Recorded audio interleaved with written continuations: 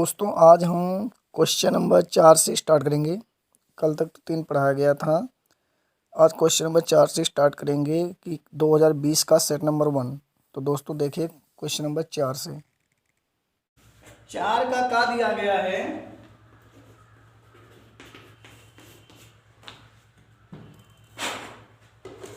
चार का दिया गया यूक्लिड एल्गोरिथम्स का प्रयोग करके 426 आपका अंक दिया गया है। 426 और 576 का मासा ज्ञात कीजिए। मतलब इन दो संख्याओं का हमको क्या ज्ञात करना है? मासा।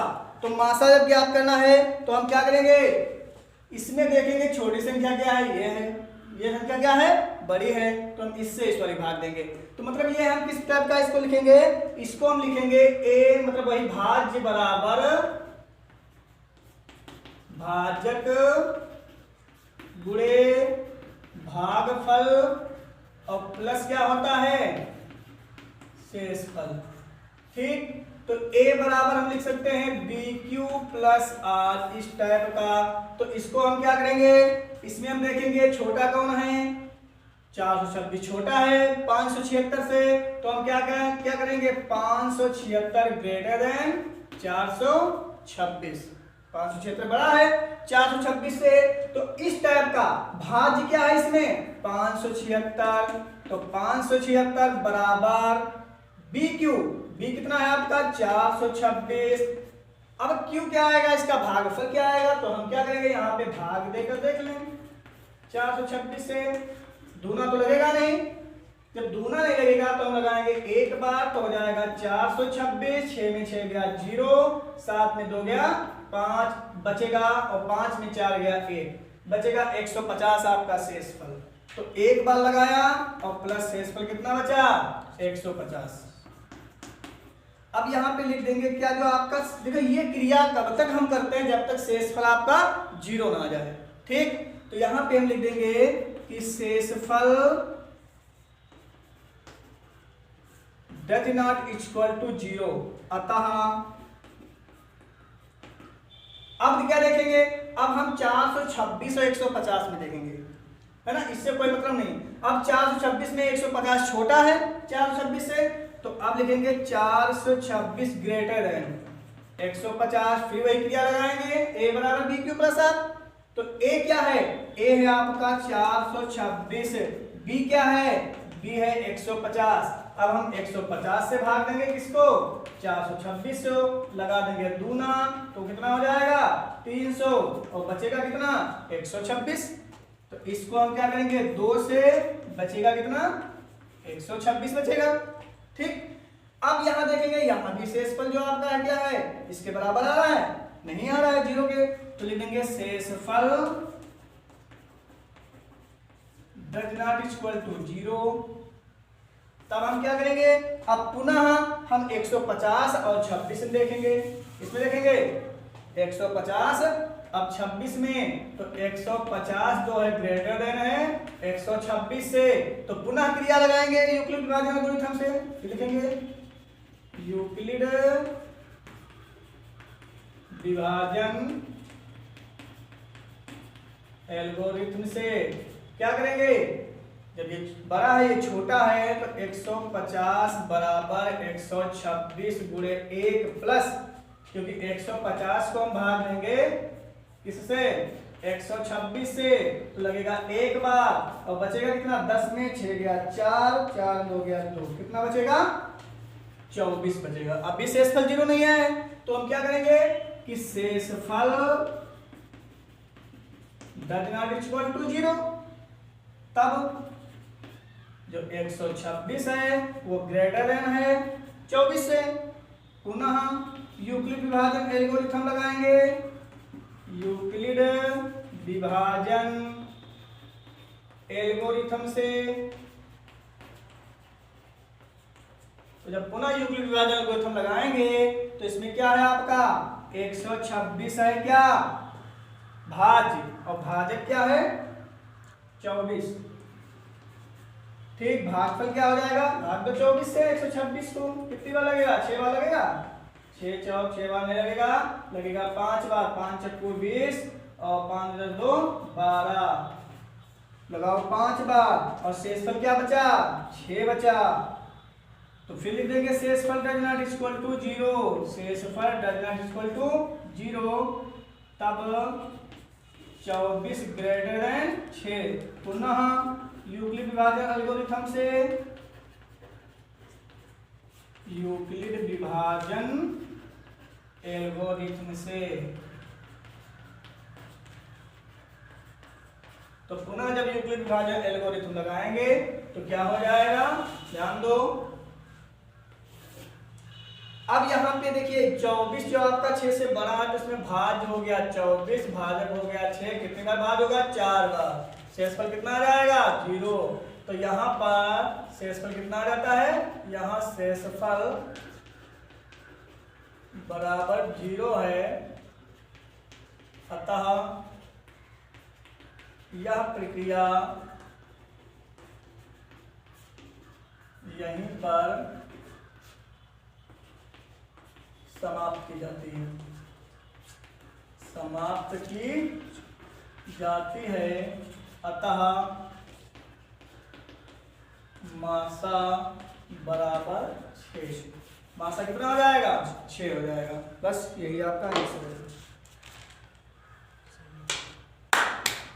अगला देखो, अगला क्वेश्चन है, सिद्ध कीजिए, ट्रिग्नोमेट्री का है, 4 का खा।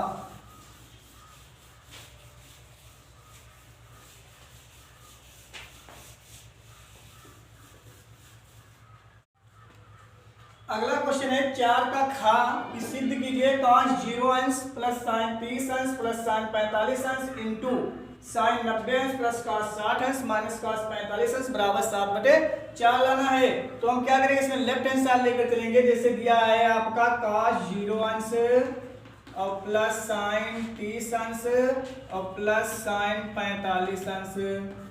अगला दिया है साइन 90 अंश और प्लस cos 60 अंश माइनस cos 45 अंश। सबका मान रख देंगे। cos 0 का मान पता है 1 होता है, साइन 30 का मान 1/2 होता है, साइन 45 का मान 1/√2 होता है।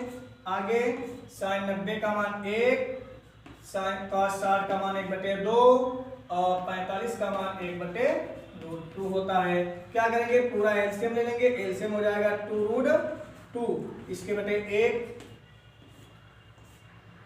1 को भाग देंगे, 2√2 को भाग देंगे 1 से तो 2√2 ही बचेगा। तो 2√2 करना 2√2 को 2 से भाग देंगे, 2 2 कट जाएगा, बचेगा √2। तो √2 करना √2 और √2 से भाग देंगे 2√2 को, 2√2 कट जाएगा, बचेगा 2। वही क्रिया यहाँ भी होगी, 2√2 एलसीएम हो जाएगा, यहाँ बचेगा 2√2 और प्लस √2 और प्लस माइनस का 2√2 के करेंगे गुणा, तो 2 दूनी 4, 4 दूनी 8 हो जाएगा। और ये हो गया 2 1 3√2 और प्लस का 2, और ये हो जाएगा आपका 2 1 3√2 माइनस 2। अब इसको हम क्या करेंगे, a प्लस बी, जैसे सूत्र होता है plus b a minus b बराबर a square minus B square, उस टाइप का अगर इसको हम करेंगे a plus b a minus B तो हो गया a स्क्वायर, मतलब 3√2 का स्क्वायर और माइनस 2 का स्क्वायर अपान 8।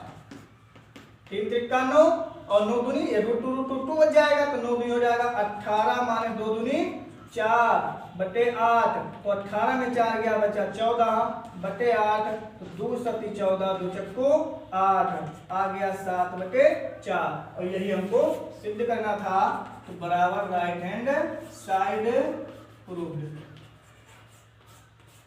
ठीक, अगला क्वेश्चन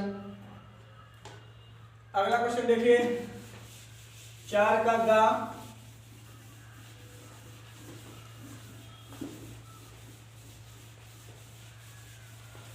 चार का गा लिखा है कि बिंदुओं 3 का -3, एक बिंदु ये जैसे दिया है आपका, एक बिंदु ये दिया गया है, लिखा है बिंदुओं 3 का -3 और 9 का 9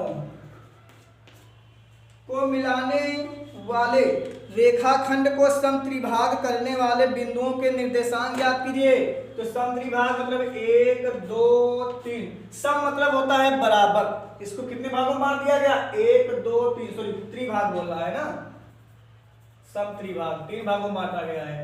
तो एक भाग मान लीजिए ये हो गया आपका 1 2, तो एक भाग ये हो गया, एक भाग ये 2, एक भाग ये 3 हो गया।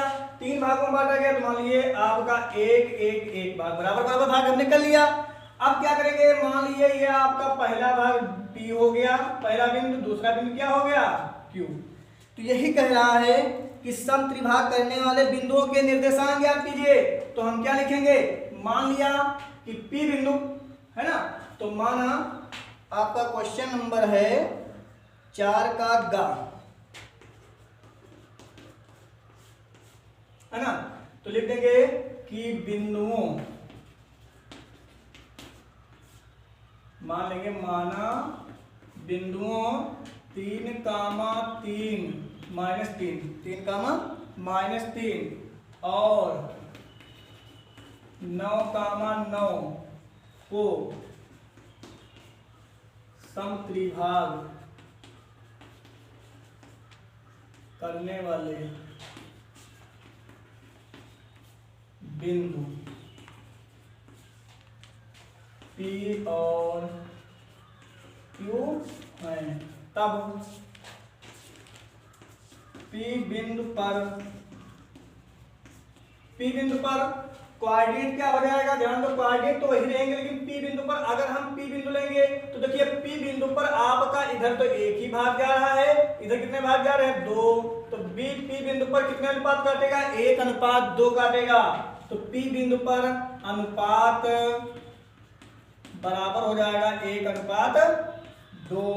बिंदु क्या हो जाएंगे? बिंदु आपके हो जाएंगे वही 3 कामा माइनस 3 और 9 कामा 9। तो P बिंदु के निर्देशांक क्या हो जाएंगे? P बिंदु के निर्देशांक, P बिंदु के निर्देशांक आप इसको मान लो x1, ये y1, ये x2, ये y2। अब P बिंदु पर काट रहा है 1:2, क्योंकि P बिंदु पर हम ये देखेंगे एक भाग इधर बचा और इधर कितने भाग बचे? 2। तो P बिंदु पर कितना अनुपात हो जाएगा? 1:2। और Q बिंदु पर कितना हो जाएगा? अब Q बिंदु पर देखेंगे इधर 1 2 2 बच रहा है, इधर 1 बच रहा है, तो P बिंदु पर अनुपात हो जाएगा 2:1।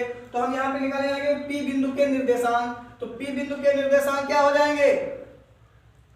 x कामा y बराबर हो जाता है m1 x2 plus m2 x1 अपान m1 प्लस m2। ठीक है, तो जब हम P बिंदु के निर्देशांक निकाल रहे हैं तो P बिंदु पर हमने क्या लिया है? x लिया है, और जो आपका है y तो हो जाएगा m1 y2 plus m2 y1 अपान m1 प्लस m2। तो ये P बिंदु के निर्देशांक हो जाएंगे बराबर m1 का मान, ये m1 हो गया, ये m2 हो गया, m1 का मान 1 है, बोले x2 का मान 9 है, प्लस m2 का मान 2 है, और x1 का मान 3 है, अपान m1 1 plus 2, m1 1 y2 9 plus m2 2 y1 minus 3 अपान 1 प्लस 2। कितना हो जाएगा?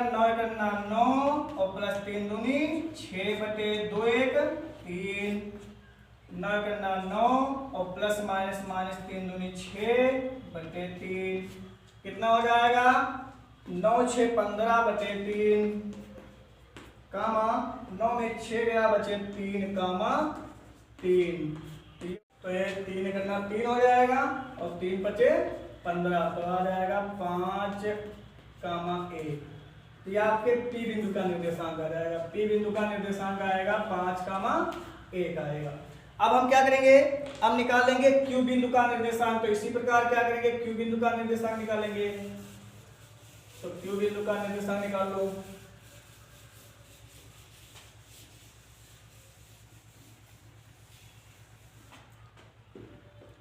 लिखेंगे Q बिंदु के निर्देशांक।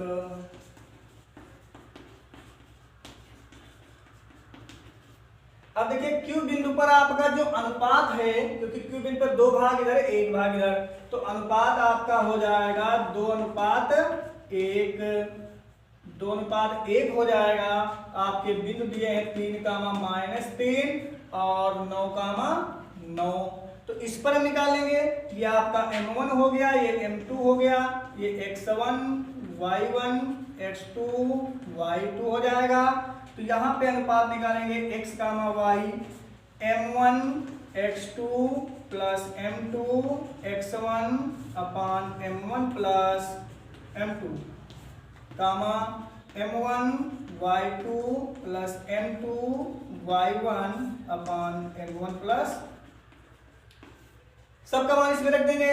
तो x, y equal to M1 दिया है 2, X2 आपका दिया है 9 प्लस M2 दिया है 1, X1 दिया है 3 अपान M1 plus M2 2 plus 1, M1 दिया है 2, Y2 दिया है 9 प्लस M2 है आपका 1 गुणे Y1 है -3 अपान 2 प्लस 1। तो x, y बराबर हो जाएगा 9 दूनी 18 और प्लस 3 करना 3 बटे 2 1 3, 9 दूनी 18 प्लस माइनस 3 करना 3 बटे 3, ये कितना हो जाएगा 18 और 3 हो गया 21, हो जाएगा 21 कामा 18 में 3 गया 15 बटे 3, तो 21 बटे 3 हो जाएगा और 15 बटे 3, तो 3 सते 21, 3 बचे 15। तो x, y बराबर आ गया 7, 5। तो ये आपके Q बिंदु के निर्देशांक आ गए। Q बिंदु के निर्देशांक बराबर 7, 5 और P बिंदु के निर्देशांक आया था 5, 1। यही आपका आंसर है। अगला क्वेश्चन देखिए,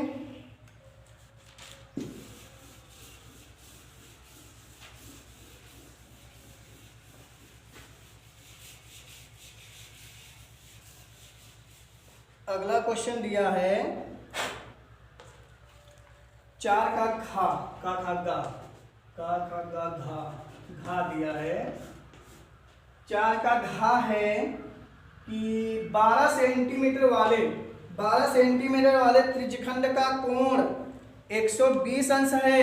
तो इस त्रिज्यखंड को इस प्रकार मोड़ा गया कि 2 किनारे वाले त्रिज्याओं को एक साथ जोड़कर शंकु प्राप्त होता है। तो शंकु का आयतन ज्ञात कीजिए। जैसे आपका ये त्रिज्यखंड हो गया,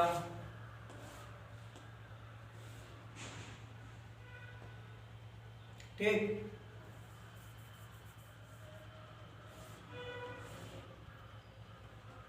त्रिज्या दी गई है 12 सेंटीमीटर और यहाँ पे कोण दिया है 120 अंश। तो लिखा है कि 12 सेंटीमीटर वाले त्रिज्यखंड का कोण 120 अंश है। इस त्रिज्यखंड को इस प्रकार मोड़ा गया कि दोनों किनारे, जैसे ये है आपका, समझ लीजिए ऐसे कोई दिया त्रिज्यखंड, इसको ऐसे मिला दिया गया है। तो मतलब किनारों को जोड़कर एक शंकु बनाया गया है। तो जोड़कर शंकु प्राप्त होता है। शंकु का आयतन ज्ञात कीजिए। तो पहली बात ये, जब इसको मोड़ दिया गया तो आपका इस आकृति में तैयार हो गया शंकु, इस आकृति में। ठीक, जब इस आकृति में शंकु तैयार हो गया तो जो इसकी त्रिज्या होगी, ये वाली त्रिज्या, यही तो मोड़ का इसे किया गया है। तो ये त्रिज्या हुई, ये इसकी तिरछी ऊंचाई हो गई L। तिरछी ऊंचाई क्या हो गई? L हो गई। और जो ये था आपका, ये क्या है? त्रिज्यखंड है। जो ये त्रिज्यखंड है, ये जो आपका शंकु है, शंकु की परिधि बन गई। त्रिज्यखंड क्या बन गया? शंकु की परिधि बन गई। तो लिख देंगे कि L बराबर 12 सेंटीमीटर। ठीक, और आपका जो है त्रिज्यखंड का, त्रिज्यखंड की त्रिज्या त्रिज्या बराबर है 12 सेंटीमीटर दी गई है। तो शंकु की हम परिधि निकालेंगे। शंकु की परिधि बराबर होता है क्या, त्रिज्यखंड। जो शंकु की परिधि है ये त्रिज्यखंड का जो क्षेत्रफल है त्रिज्यखंड ही तो है, तो शंकु की परिधि बराबर हो जाएगी त्रिज्यखंड का क्षेत्रफल। जो शंकु की परिधि है वो त्रिज्यखंड का क्या हो जाएगा, क्षेत्रफल हो जाएगा। तो त्रिज्यखंड का क्षेत्रफल क्या होता है, शंकु की परिधि त्रिज्यखंड का क्षेत्रफल होता है पाई आर स्क्वायर थीटा बटे कितना होता है 360। नहीं, त्रिज्यखंड का क्षेत्रफल है ना इसमें, तो इसमें लगेगा जो ये चाप है, सॉरी ये जो चाप है इस चाप की लंबाई लगेगा, क्षेत्रफल नहीं। त्रिज्यखंड के चाप की लंबाई, त्रिज्यखंड के चाप की लंबाई तो ये 2 pi r theta, 2 pi r theta बटे 360 हो जाएगा। ठीक है, तो शंकु की परिधि क्या हो जाएगी, शंकु की परिधि बराबर 2 पाई आर कितना दिया है 12 और थीटा कितना दिया है, थीटा भी बराबर दिया था 120 अंश, तो थीटा हो जाएगा 120 अपॉन 360, 12 3 36 और 3 चौक 12। ठीक, अब शंकु की परिधि रख दो। शंकु की परिधि होती है 2 पाई आर, तो 2 पाई आर बराबर कितना हो जाएगा 4 दूनी 8 पाई, पाई से पाई गया कट, तो आर बराबर 8 बटे 2, तो 2 चक्कू 8, आर बराबर कितना आ गया 4 सेंटीमीटर। तो आर बराबर हमको ज्ञात हो गया 4 सेंटीमीटर। अब ज्ञात करना है, कह रहा है कि शंकु का आयतन ज्ञात करो। तो शंकु का आयतन ज्ञात करने के लिए हम क्या करेंगे, ऊंचाई ज्ञात कर लेंगे। तो ऊंचाई क्या है, h बराबर क्या होता है √L² माइनस आर स्क्वायर।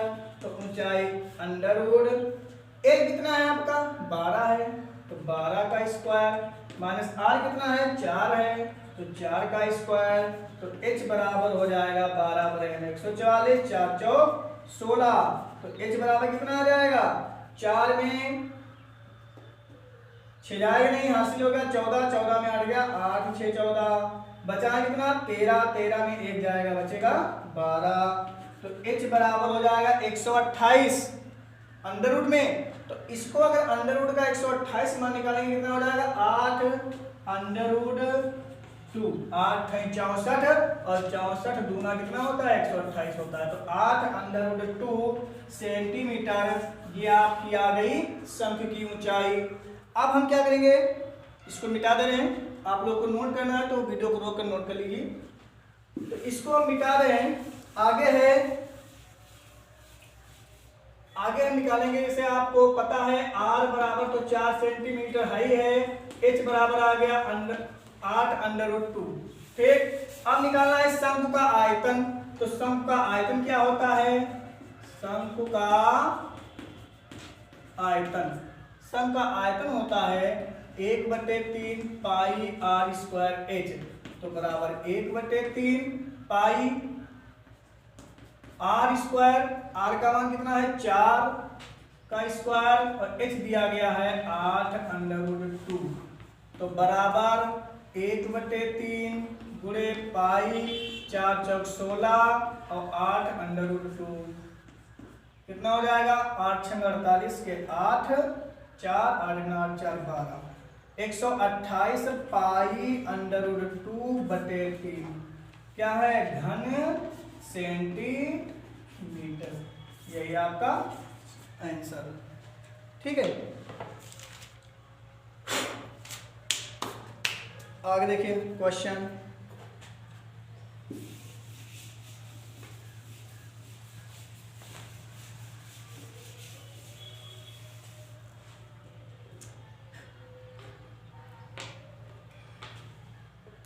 अगला क्वेश्चन है, अगला लिखा है 5 का है, 5 का लिखा है कि द्विघात बहुपद द्विघात बहुपद लिखा है आपका 6x² माइनस का 3 माइनस का 7x के शून्यांक ज्ञात कीजिए तथा बहुपद के गुणांकों तथा शून्यांकों में संबंध की पुष्टि कीजिए। तो इसके पहले हम शून्यांक ज्ञात करेंगे, तो इसको हम लिख लेंगे 6x² माइनस का 7x माइनस 3 बराबर 0। ठीक, क्या करेंगे इसमें, इस वाले की गुणा करेंगे इससे, तो 3 छाक 18 हो जाएगा। 3 छाक कितना हो जाएगा? 18 हो जाएगा। तो इसको 18 को हमको क्या करना है, गुणा मतलब इसका फैक्टर करना है, जोड़ना है या घटाना है, हमको लाना है 7। तो हम क्या करेंगे, 3 छाक 18 और 9 दूनी 18, 9 में 2 गया बचा 7, तो 6x² माइनस का 9x और प्लस का 2x माइनस 3 बराबर 0। क्योंकि माइनस में हमको यहाँ पे था तो इसलिए माइनस लाने के लिए क्या करेंगे, बड़े वाले को हम माइनस कर दिया, छोटे वाले को प्लस कर दिया। अब इन दोनों में देखेंगे, इन दोनों में देखेंगे, यहाँ पे देखो 6 जो है 2 से भी कट जाएगा, 9 नहीं कटेगा। 3 है जो 3 से 6 भी कट जाएगा, 9 भी कट जाएगा। तो यहाँ पे आपको कॉमन मिल जाएगा 3, x यहाँ भी x यहाँ भी x कॉमन मिल जाएगा। तो 3 दूनी 6, 2x थे 1x बचा, हो गया 2x माइनस का 3 3 9x तो निकल गया। यहाँ पे क्या है आपका, कुछ नहीं मिल रहा कॉमन, तो 1 कॉमन ले लिया, तो हो गया 2x माइनस 3 बराबर 0। तो 1 में हो गया 2x माइनस 3 और 1 हो गया 3x प्लस का 1 बराबर 0। तो लिखेंगे जब 2x माइनस 3 बराबर 0 तो 2x बराबर, ये माइनस का है, उधर क्या किसमें हो गया, प्लस का, तो x बराबर आ गया 3/2। और लेंगे क्या, जब 3x प्लस 1 बराबर 0 तो 3x बराबर कितना हो जाएगा, ये प्लस का हो गया माइनस का हो गया, तो x बराबर आ गया माइनस का 1/3। तो इसके शून्यांक कितने आ गए, 1 आ गया 3/2, 1 आ गया माइनस का 1/3 आ गया। ठीक है, आगे देखेंगे। अब मान लेंगे इसको, मान लिया अल्फा बराबर हो गया 3/2 और बीटा बराबर हो गया माइनस का 1/3।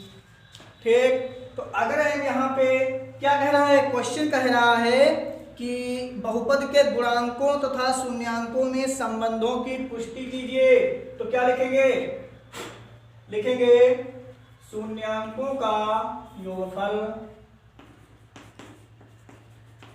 शून्यांकों का योगफल, योगफल होता है माइनस का x का गुणांक और अपान x² का गुणांक। और योगफल क्या होता है, अल्फा प्लस बीटा होता है। तो बराबर माइनस x का गुणांक, x का गुणांक कितना है, 7 है, माइनस का 7 अपान x² का गुणांक कितना है, 6 है। और यहाँ पे अल्फा कितना दिया है, 3/2 है, और प्लस बीटा दिया है माइनस का 1/3। तो 7 माइनस माइनस प्लस का हो जाएगा 7/6। यहाँ पे क्या है, 3/2 प्लस माइनस माइनस का 1/3, 3/2 और माइनस का 1/3 बराबर है 7/6। इसकी कर देंगे गुणा, 3 दूनी 6 और 3 3 9 माइनस का 2 करना 2 बराबर 7/6। 9 में 2 गया 7/6 बराबर 7/6। तो क्या है, लेफ्ट हैंड साइड बराबर राइट हैंड साइड, मतलब प्रूफ है ना।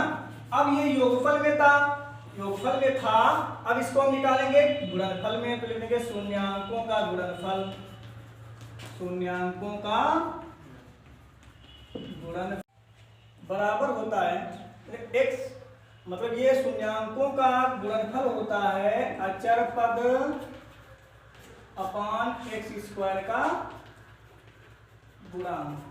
तो शून्यांकों का गुणनफल क्या हो जाएगा, अल्फा इंटू बीटा बराबर अचर पद। इसमें क्या है, अचर पद आपसे आपकी क्वेश्चन क्या था, क्वेश्चन था कि 6 एक्स स्क्वायर माइनस का 7x माइनस 3। तो इसमें आपका अचल पद क्या था, माइनस का 3। अपन अचल पद क्या था, -3 अपॉन एक्स स्क्वायर का गुणांक कितना है, 6 है। अल्फा कितना है, 3/2 है, और इंटू बीटा है माइनस का 1/3। इसको काटेंगे, 3 दूनी 6, तो 1/6 हो जाएगा। 3 से 3 कट गया, सॉरी 3 दूनी 6, 1/2 हो जाएगा। तो माइनस का 1 करना 1/2 बराबर -1/2। तो लेफ्ट हैंड साइड बराबर राइट हैंड साइड प्रूव्ड। यही था शून्यांकों और गुणांकों के बीच संबंध की सत्यता की जांच करना। अगला क्वेश्चन,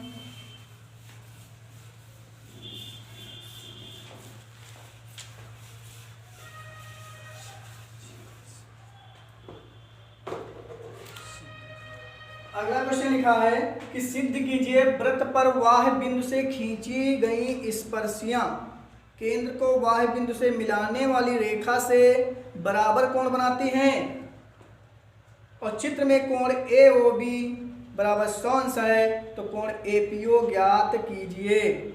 तो पहले हम चित्र बना लेंगे।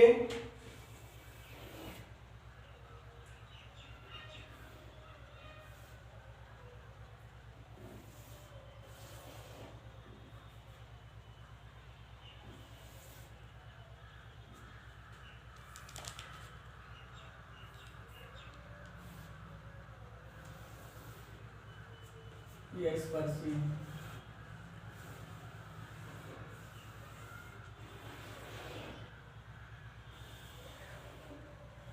ये दिया है आपका, टोटल है 110 अंश, और ये है P, ये है A, ये है B। तो इसमें क्या करना है, ठीक है, तो इसमें हमको करना है कि हमको ये दिखाना है कि खींची गई स्पर्शियां केंद्र को वाह्य बिंदु से मिलाने वाली रेखा से बराबर कोण अंतरित करती हैं। मतलब ये कोण इसके बराबर होना चाहिए, ठीक है। तो इसमें हम क्या करेंगे, दिया है ना, तो इसमें हम पहले लिखेंगे दिया है। ये क्वेश्चन आपका है 5 का खा, 5 का खा दिया है, लिखेंगे क्या कि PA और PB, PA और PB दो स्पर्श रेखाएं हैं। PA और PB दो स्पर्श रेखाएं हैं। हमको सिद्ध क्या करना है, सिद्ध करना है। क्वेश्चन कह रहा है, क्या कह रहा है कि वाह्य बिंदु से मिलाने वाली रेखा से बराबर कोण बनाती हैं। क्या कोण, बराबर कोण। तो मतलब P कोण मतलब APO कोण BPO के बराबर होना चाहिए। मतलब कोण APO बराबर कोण BPO के होना चाहिए। आपको पता है ये टोटल कोण कितना अंश है, 110 अंश है। तो इसमें हम क्या करेंगे, तो अब हम जब सिद्ध करना है तो निकालेंगे उपपत्ति। क्या निकालेंगे, उपपत्ति, जिसको हम कहते हैं प्रूफ। उपपत्ति क्या है देख लीजिए। ये जो स्पर्श रेखाएं होती हैं त्रिज्या पर क्या होती हैं, लंब होती हैं। तो यहाँ भी 90 अंश है, ये भी तो 90 अंश है। तो हम क्या लिखेंगे, समकोण त्रिभुज, समकोण त्रिभुज, क्योंकि ये भी एक समकोण त्रिभुज हुआ। APO और BPO दोनों समकोण त्रिभुज हुए। तो हम लिखेंगे समकोण त्रिभुज APO एंड त्रिभुज BPO में क्या करेंगे, कोण आपका PB हो या OBP, कोण OBP मतलब ये कोण बराबर किसके, कोण OAP के, मतलब इसके बराबर कोण OAP बराबर कितना है, 90 अंश है। चूंकि स्पर्श रेखा त्रिज्या पर क्या होती है, स्पर्श रेखा त्रिज्या पर लंब होती है,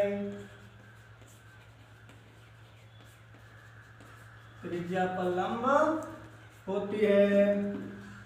और एक कोण और क्या है आपका, जो ये वाला है ओपी दोनों में उभयनिष्ठ है, ओपी बराबर ओपी लिख देंगे, दोनों में उभयनिष्ठ है, दोनों में उभयनिष्ठ है, लिख देंगे रेखाखंड ओपी बराबर ओपी, रेखा ओपी बराबर ओपी, और ओए बराबर ओबी, क्योंकि दोनों त्रिज्याएं हैं, त्रिज्या ओए बराबर किसके, ओबी के, रेखा ओए बराबर ओबी लिख देंगे, त्रिज्याएं हैं, त्रिज्याएं हैं। जब तीन कंडीशन इन दोनों त्रिभुज में फॉलो कर रहा है, तीन कंडीशन को, तो ये त्रिभुज इस त्रिभुज का क्या हुआ, सर्वांगसम हुआ, है ना। अतः त्रिभुज कौन सा, एपीओ, एपीओ सर्वांगसम है त्रिभुज बीपीओ के। जब सर्वांगसम है तो हर चीज बराबर होना चाहिए, ये कोण इसके बराबर, ये कोण इसके बराबर, ये कोण इसके बराबर। तब अब ये कोण टोटल दिया है 110 अंश, टोटल कितना दिया है 110 अंश दिया है, तो कोण बीओपी, बीओपी बराबर कोण किसके हो जाएगा, एओपी के, एओपी और बराबर हो जाएगा 110/2, तो कितना आ जाएगा 55 अंश, बराबर कितना आएगा, बीओपी बराबर कोण एओपी बराबर कितना आ जाएगा 55 अंश आ जाएगा। तो तब त्रिभुज लगा देंगे एपीओ में, एपीओ में लगा देंगे, क्या हो जाएगा, कोण ओएपी, कोण ओएपी और प्लस कोण एओपी और प्लस कोण एपीओ बराबर 180 अंश। क्यों, क्योंकि त्रिभुज के तीनों कोणों मान कितना होता है 180 अंश होता है। ओएपी का मान कितना दिया है, ओएपी का मान 90 अंश, कितना है 90 अंश। एओपी ये कितना है आपका 55 अंश, और ये मान हमको पता नहीं है, बराबर कितना है 180, 55 कितना 9×14 145 हो जाएगा, और प्लस कोण एपीओ बराबर 180, तो कोण एपीओ बराबर 180, ये प्लस का इधर गया माइनस का, तो कोण एपीओ बराबर कितना आ जाएगा 180 से 45 गया, यहाँ 10, 10 में 5 गया 5, 7 में 4 गया 3, कितना आ जाएगा 35 अंश। तो लिख देंगे अतः कोण एपीओ या ओपीए, कोण एपीओ बराबर 35 अंश, ठीक है। आगे देखें क्वेश्चन 5 का गा क्या है,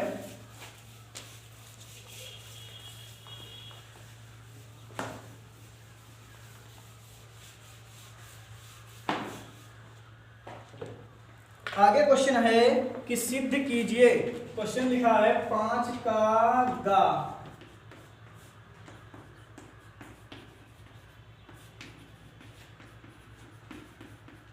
सिद्ध कीजिए कि cos A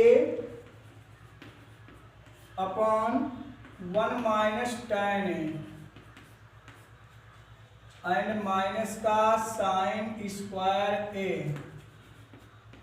upon cos A minus sine A बराबर है cos A plus sine A। हमको ये सिद्ध करना है, ठीक है। तो इसमें हम क्या करेंगे, लेफ्ट हैंड साइड लेंगे, लेफ्ट हैंड साइड कितना दिया है cos A upon 1 minus tan A minus का sine square A upon cos A minus sine A। क्या हम करेंगे, जो tan A है इसको हम तोड़ देंगे, जब tan A को हम तोड़ेंगे तो tan A को तोड़ेंगे sin A upon cos A में, और माइनस का ये तो आपका वैसे ही लिखा है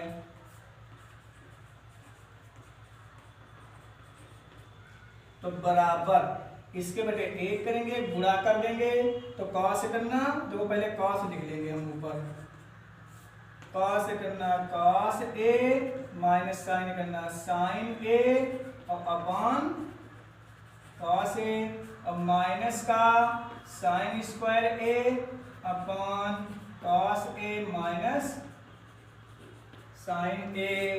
अब क्या करेंगे, कॉस कॉस का बटे ऊपर जाएगा, तो ये कॉस ऊपर जाएगा तो कॉस कॉस क्या हो जाएगा, cos square A upon cos A minus sine ए और minus sign square A upon cos A minus sine ए।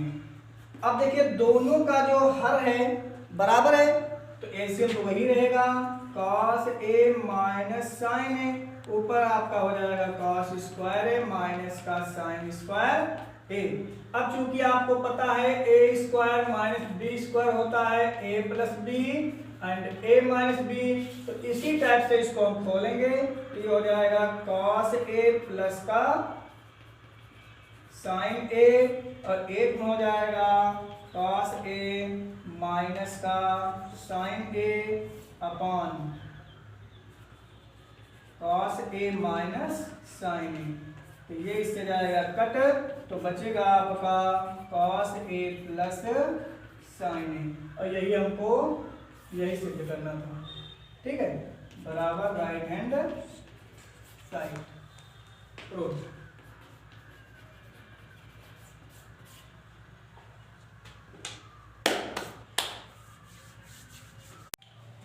तो अगला क्वेश्चन आया आपका 5 का घ, जो लिखा है कि पानी बचाओ अभियान के प्रति जागरूकता के लिए एक कॉलोनी के 30 घरों का सर्वे करके पानी की मासिक खपत का व्यय निम्न सारणी में दिया गया है, माध्य व्यय ज्ञात कीजिए। मतलब इसका हमको समांतर माध्य ज्ञात करना है, माध्य व्यय ज्ञात करना है। इसमें व्यय दिया गया है रुपयों में और घरों की संख्या दी गई है, मतलब 65 से 68 जो है 2 घर हैं, 68 से 71 4, 71 से 74 3, 74 से 77 8, 77 से 80 7, 80 से 83 4, 83 से 86 2 दिया है। तो हम क्या करेंगे, ये आपका वर्ग अंतराल है बारंबार, तो इसका हम निकालेंगे संचयी बारंबारता। इसकी हम निकालेंगे संचयी बारंबारता, जो होता है x। ठीक, संचयी बारंबारता क्या होता है, इन दोनों का मध्यमान जिसको हम कहते हैं मध्यमान, या आप लिख सकते हो मध्यमान, मध्यमान। ठीक, तो 65 और 68 का मध्यमान क्या होगा, तो आप इन दोनों का औसत निकाल लीजिए, 65 और 68 को जोड़ करके अपान 2 कर लीजिए, तो 65 प्लस 68 बटे 2 करेंगे तो 8 5 13, 6 6 12 1 13 बटे 2 कितना हो जाएगा, 2 6 12, 2 6 12, 2 5 10 हो जाएगा 66.5। ठीक, आगे 68 और 71 का मध्यमान, तो इसमें 68 और 71 जोड़ लेंगे, तो 8 1 9 और 6 7 13 बटे 2, तो 2 6 12, 2 9 18, 2 5 10 कितना हो जाएगा 69.5। अब देख लो कितना मध्यमान आ रहा है, 6 और 3 9।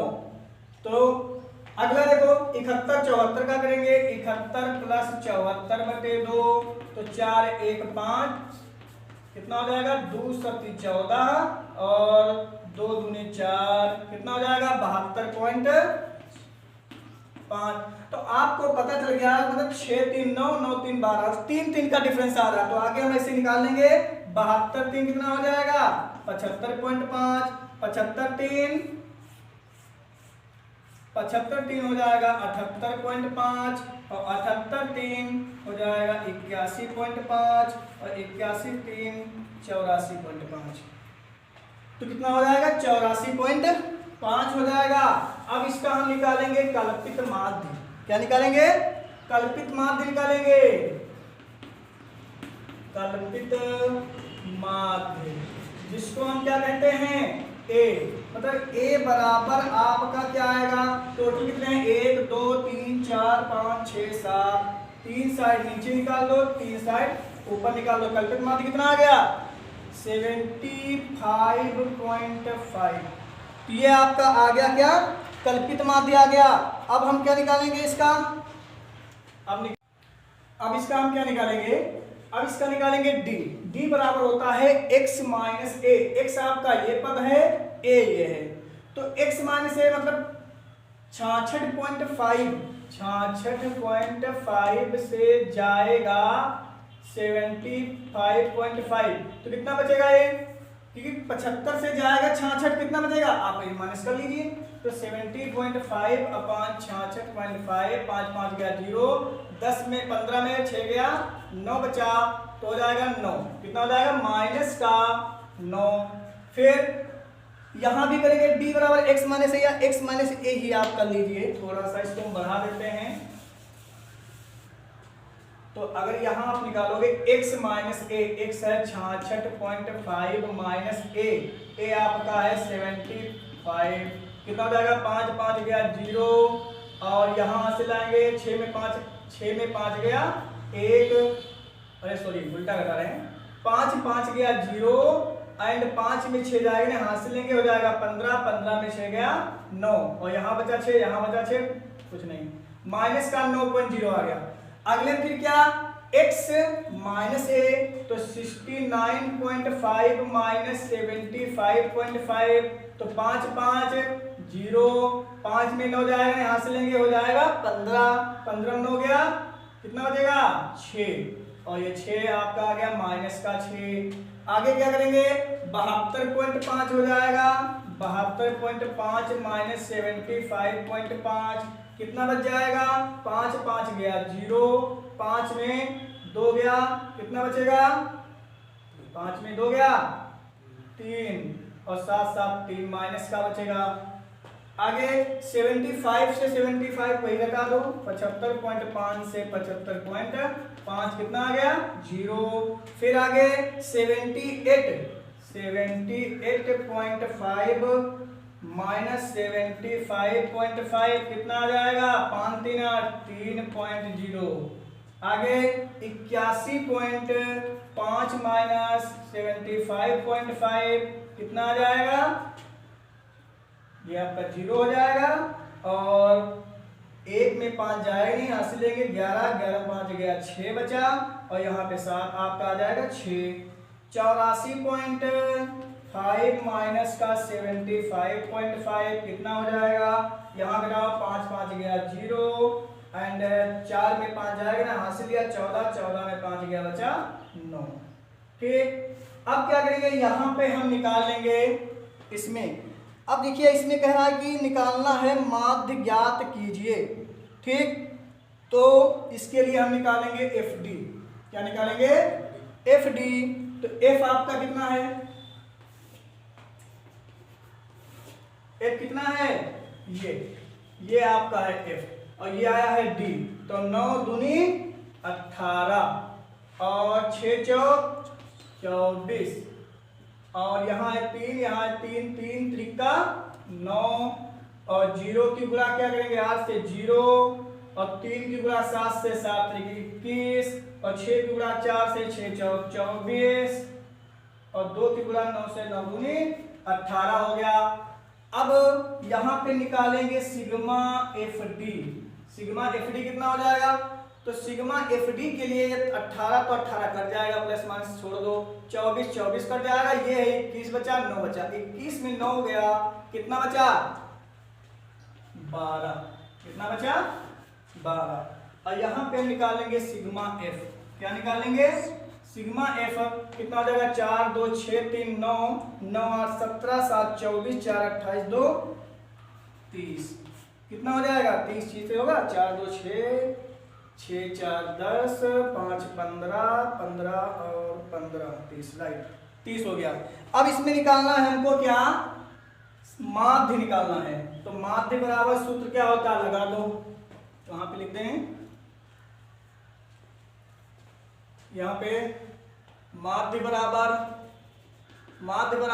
होता है a plus sigma F D upon sigma F. तो a कितना है आपका कल्पित माध्य 75.5 प्लस सिग्मा एफ डी आया है 12 और बटे सिग्मा एफ आया है 30, तो बराबर 75.5 बराबर, इसको काटोगे हो जाएगा 3 से 3 दाम 30 और 3 चौक 12, तो ये हो गया इतना प्लस 4/10 या 75.5 प्लस, इसको काटेंगे तो पॉइंट लगा देंगे, 0 बढ़ जाएगा, 10 चौक 40.4 आ गया, तो बराबर 75.549, ये आपका हो जाएगा कल्पित मान। तो दोस्तों आज आप लोगों ने पढ़ा 5 का घातक आप लोगों ने पढ़ा है 6 से, क्वेश्चन नंबर 6 से मैं आप लोगों को कल से पढ़ाऊंगा अगले वीडियो में। तो तब तक के लिए अगर आप लोगों को मेरा वीडियो पसंद आए तो इसको लाइक करें, सब्सक्राइब करें तथा शेयर करना ना भूलें। तो धन्यवाद। 6 से नेक्स्ट वीडियो।